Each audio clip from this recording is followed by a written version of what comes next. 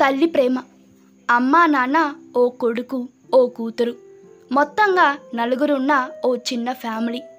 నాన్న ఎప్పుడూ ఆర్మీలో ఉంటాడు. ఎప్పుడో సెలవు దొరికినప్పుడు కానీ ఇంటికి రాడు. అమ్మ గృహిణి, ఇద్దరు పిల్లల్ని చూసుకుంటుంది. తన కెరియర్ని కూడా వదిలేసి పిల్లల కోసమే తన జీవితం అంకితం చేసింది. ఈ క్రమంలో పిల్లలిద్దరూ పెరిగి పెద్దవారయ్యారు. అయితే ఒకరోజు కొడుకు తన తల్లితో గొడవపడి బయటకు వెళ్ళిపోయాడు. అనంతరం ఎప్పుడో సాయంత్రానికి ఇంటికి తిరిగి వచ్చాడు. అప్పుడు తండ్రి అతనితో అంటాడు, తండ్రి, మీ అమ్మతో ఎందుకు గొడవ పడ్డావు? కొడుకు, నాకు అమ్మ చేసిన ఫుడ్ నచ్చలేదు, అందుకే గొడవ పడ్డా. తండ్రి, మరి తిండి తినలేదా? కొడుకు, బయటకు వెళ్ళిపోయాక ఫ్రెండ్స్తో నచ్చిన ఫుడ్ తిన్నా. తండ్రి, మరి మీ అమ్మ సంగతి? ఆమె భోజనం చేసిందా చెయ్యలేదా? నేనెప్పుడైనా మీ అమ్మతో గొడవ పడడం చూసావా? కొడుకు, లేదు. తండ్రి, మనకి అన్ని విషయాలు నచ్చవు, అది ఎందులోనైనా కావచ్చు. తిండి, దుస్తులు, ఇలా ఏదైనా సరే. అంత మాత్రాన గొడవ పడడం కరెక్టేనా?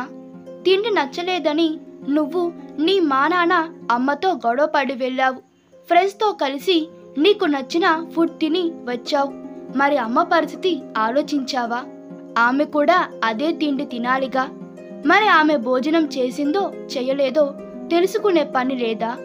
నువ్వు గొడవపడి వెళ్ళగానే మీ అమ్మ నీ గురించే ఆలోచిస్తుంది, కానీ నువ్వేమో అక్కడ ఫ్రెండ్స్తో ఎంజాయ్ చేశావు. మరి అమ్మ ఇంటి దగ్గర ఉండాలి కదా? ఉండాలి కాదు, తానే ఉండాలనుకుంది. నా కోసం, మీకోసం కెరియర్ని వదిలి ఇంట్లోనే ఉండి త్యాగం చేసింది. మరి ఆమె పట్ల అలాగేనా ఉండేది? నువ్వు నీ స్నేహితులతో తిరిగి వచ్చావు, కానీ మీ అమ్మకు నీలా బయట తిండి ఉండదు కదా. స్నేహితులు కూడా లేరు, బయటకు వెళ్ళలేదు, ఇంట్లో చేసేది తినాలి. అంత మాత్రాన మనతో గొడవ పడిందా? లేదు కదా. నచ్చని తిండి పెడితే నిదానంగా మాట్లాడాలి, అంతేగాని కోపగించుకోకూడదు.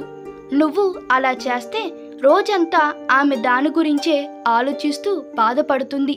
నీకున్న సంతోషమైన ప్రపంచం అమ్మకు ఉండవద్దా? ఉండాలి. ఆమె కూడా మనలాగే సంతోషంగా ఉండాలి. అందుకు ఏం చేయాలో తెలుసుగా.